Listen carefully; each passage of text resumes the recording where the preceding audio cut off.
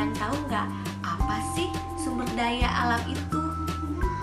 Sumber daya alam adalah semua kekayaan benda mati ataupun benda hidup yang berada di dalam bumi dan dapat dimanfaatkan untuk memenuhi kebutuhan hidup manusia. Selanjutnya yaitu ada macam-macam sumber daya alam. Nah anak-anak, macam-macam sumber daya alam itu ada 3, yaitu berdasarkan jenisnya, berdasarkan prosesnya, dan berdasarkan sifatnya. Selanjutnya berdasarkan jenisnya. Berdasarkan jenisnya dibagi menjadi 2, yaitu hayati dan non-hayati. Anak-anak, ada yang tahu nggak perbedaan non-hayati dan hayati? Sumber daya alam hayati adalah sumber daya alam yang berasal dari makhluk hidup. Contohnya yaitu tumbuh-tumbuhan dan hewan. Manfaat bagi manusia yaitu sebagai bahan makanan, sebagai obat-obatan, dan sebagai bahan bangunan. Sumber daya alam non-hayati adalah sumber daya alam yang berasal dari makhluk tak hidup.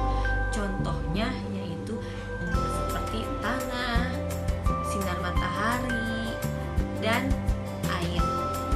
Manfaat bagi manusia yaitu sebagai sumber minuman, sebagai penerangan, dan sebagai bangunan. Yang kedua, berdasarkan sifatnya, yaitu dibagi menjadi 2. Yang satu dapat diperbaharui dan yang kedua tidak dapat diperbaharui.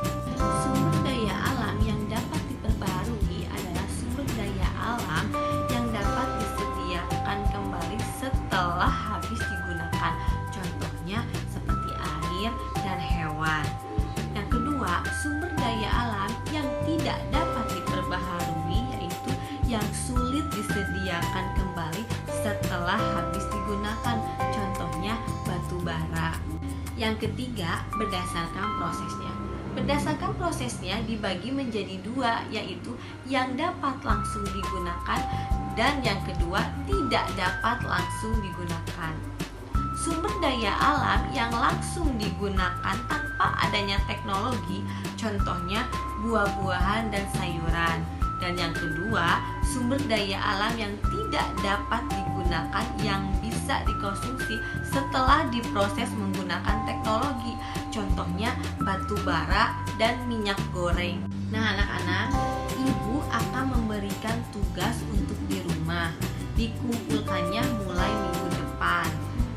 Soal pertama yaitu apa yang dimaksud dengan sumber daya alam.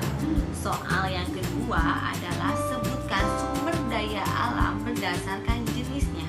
Yang ketiga, sebutkan contoh sumber daya alam hayati. Sekian pembelajaran hari ini. Semoga apa yang ibu sampaikan bisa bermanfaat untuk kalian semua. Wassalamualaikum warahmatullahi wabarakatuh.